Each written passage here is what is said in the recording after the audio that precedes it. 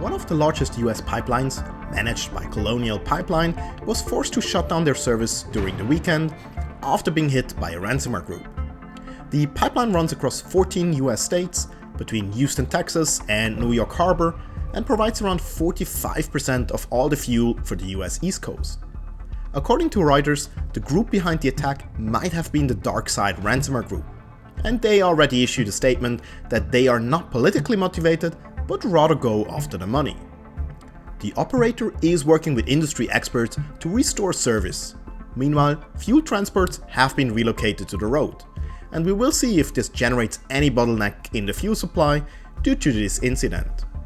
Of course, industrial systems are more complex than traditional IT systems and usually need to be restarted in a precise sequence and fashion, which makes the recovery process even more cumbersome.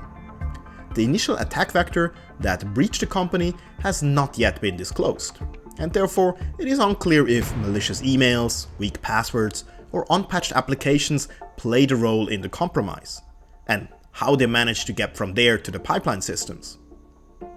But this incident illustrates that any sector can become a victim of cyber attacks, especially ransomware attacks. Although many of the new ransomware attacks aim to exfiltrate sensitive data, the classical disruption attacks are still part of their arsenal.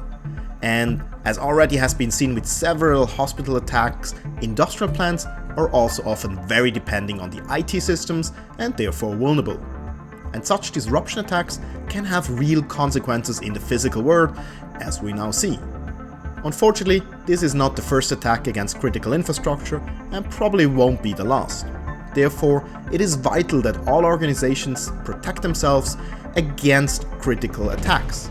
For example, with Acronis Cyber Protect, which not only blocks known ransomware attacks like DarkSide, but also unknown attacks before they can do any disruption to your organization.